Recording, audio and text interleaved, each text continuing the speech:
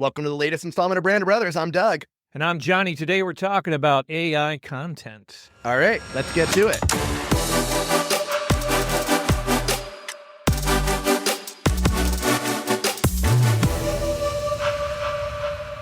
All right, so today we're talking about AI generated content. Oh, are we? Yes, it's quite the hot topic these days. Have you heard of AI?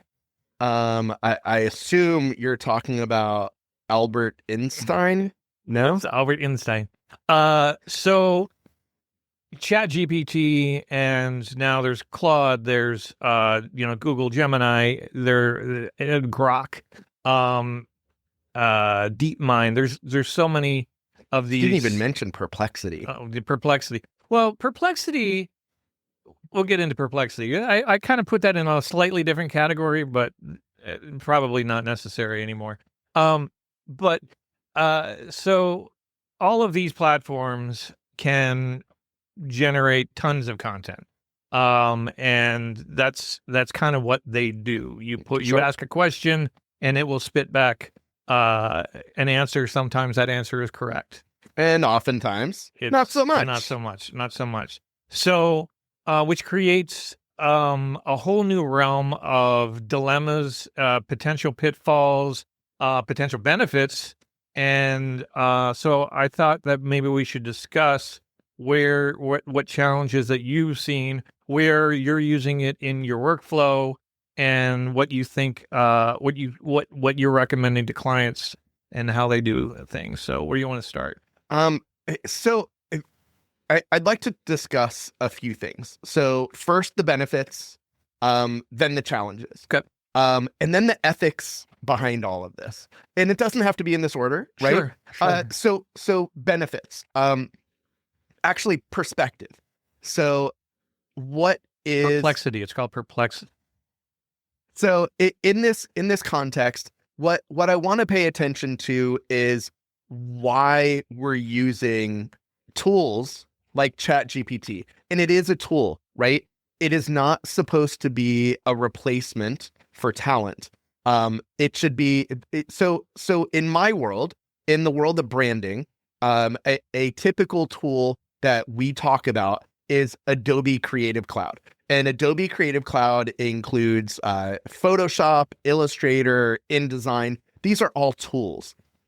And can you get existing materials and utilize those materials for a logo? You can, but should you? Right. On an ethics perspective, no, you shouldn't, right? A client isn't coming to you to use a template. They're coming to you to create something, unless, of course, that's the agreement that you've come to where you explain to them that you're using this tool and for the sake of expediency, they're paying you to utilize this tool and a series of pre-existing media. So that takes us to things like ChatGPT, right? Where does ChatGPT get its content? How does it generate its content? I think this is really more for you to speak to than for me. But my understanding is that over the past several years, OpenAI specifically has been feeding content to their large language models and then Training it with content. And effectively, it's using other people's IP and regurgitating it on a contextual basis. There are multiple lawsuits, active lawsuits, New York Times, and I believe, is it Sandra Bullock? So one of the major actresses. No. So not Sandra Bullock. No, Sarah Silverman, actually. Oh wow! Because one of her books was obviously ingested, and she could get huge swaths of her book regenerated by ChatGPT, which would be copyright infringement. So the courts have not caught up to any of this, so it's still kind of a wild west out there. Right. Which is why it's important to note this, especially as a firm who is generating content on behalf of clients. Right. So there are numerous approaches to how content is generated and presented. I personally feel like being as transparent as possible is critically necessary. So when we talk about utilizing ChatGPT to our customers, with our customers, we want to make sure that they understand that we're using it as a tool, not so much as a content generation resource, because that technically is replacing a person. And on the ethics scale that we've put together, that gets flagged. That's not in the green zone all of a sudden, because when you're replacing someone, that's destructive. But being transparent, that's in the green zone, making sure that the customer knows that what is being delivered to them, depending on how you are utilizing ChatGPT, that's safe, that's fair. Now, when you say generating content, you're not talking about like the image generation stuff. I'm not. Yeah, you're talking about like generating content for social media posts or even articles, right? Okay. So there's a time and a place, right? So if you're, for example, wanting to employ a search engine optimization and AIO method, AI optimization, thank you for the TLA. I saw the look on your face. So you throw out those TLAs and in those KPIs and all of those others. So anyhow, and which, by the way, it's not AIO or LLMO or I've just seen GAI as well. Yeah, sure. So they're all kind of the same concept of this optimizing content for being consumed by these engines. Right.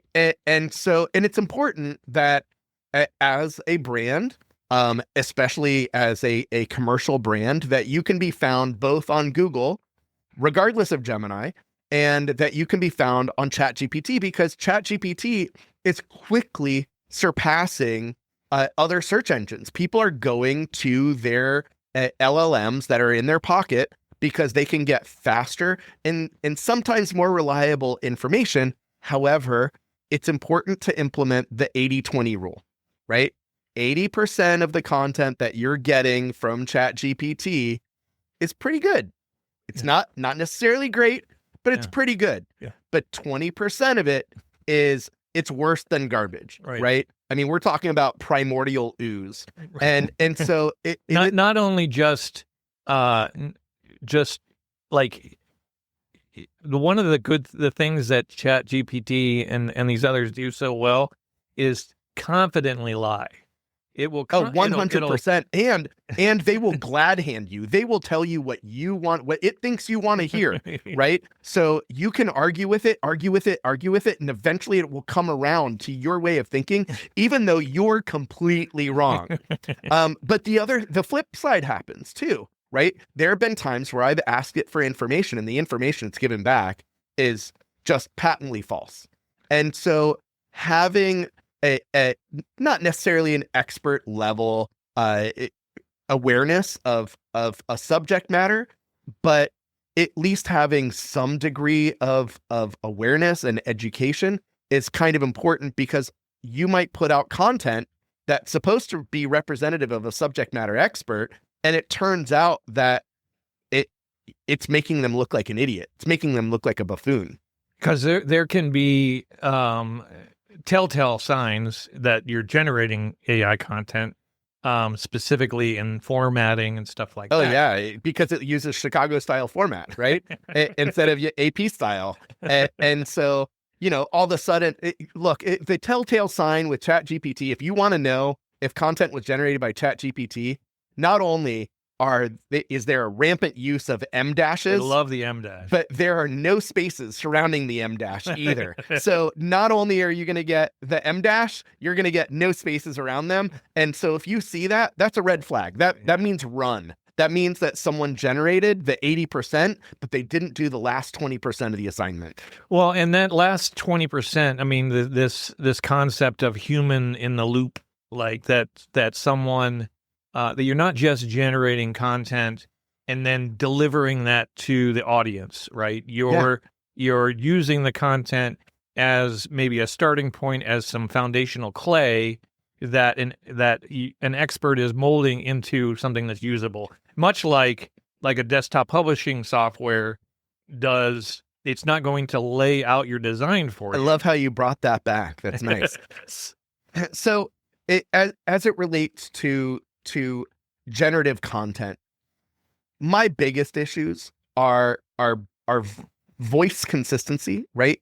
There's a voice to a brand that you're supposed to put forward, and in your tone that you just have set in your brandscape, right? And not only that, there's continuity, right? So when you're writing something and you're authoring it originally, you're not just editing something from ChatGPT, for example, and not to vilify ChatGPT, but if you're just editing something, then that level of authenticity and consistency isn't necessarily there. But when you write, we all have an inherent style of writing, and that begins to go away when you're implementing the use of generative AI. Let's talk about SEO for a second. We touched on it already, but I found that are you seeing any kind of like penalties, or are the search engines seeing when stuff is AI? I mean, if you can see that it's AI generated, are the search engines, are they changing their rankings based on AI content? Are you seeing anything like that? It's really hard to say. My gut instinct is yes, right? There are definitely algorithms that are evaluating content on a regular basis. How it's evaluating the content and whether or not it's looking at it, for example, from Google, I don't know. They might favorably look at crap that's generated by Gemini, and I wouldn't put it past them to look for some sort of digital fingerprinting on content generated by ChatGPT, for example. But I use these tools to evaluate whether or not content we generate appears to have come from AI. And I do that for two reasons. One is to make sure that what we're writing doesn't sound too robotic. That's really the more important part, that that it feels human. That's the human in the loop sort of. Yeah. And the other part is exactly what you're talking about. Is there a potential negative? And the irony in all of this is there are times, often, where I author something and I put it into one of these evaluation models and it's like, oh, that's definitely AI. And it was 100% me. Frankly, I prefer to take content that I originate and put it into AI and ask it what it thinks of what I did and where there are opportunities for improvement. I find that to be the better utility. I think that's really where AI, at least the tools where they stand today, are the really strongest point is as a collaboration tool, as a here's what I'm thinking. Help me flush out this idea. It's like having another person that can. It's a sounding board. It's literally like a sounding board, and can help elevate your content, take you in directions that you wouldn't have necessarily thought of solo. But it's still not just.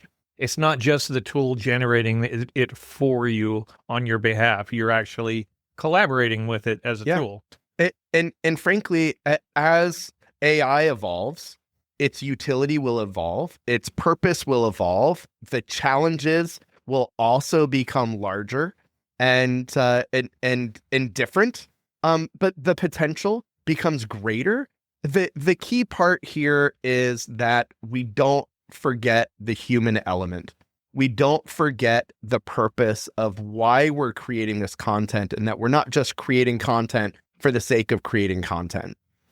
Sounds like a good places to top. I know we have we want to talk about this concept of ethics and AI, but I think we should save that for a different because I think we can go a lot deeper than we have this time in talking about the ethical dilemmas and the potential pitfalls there, because there's a lot of them, and including what you touched on, the copyright issue.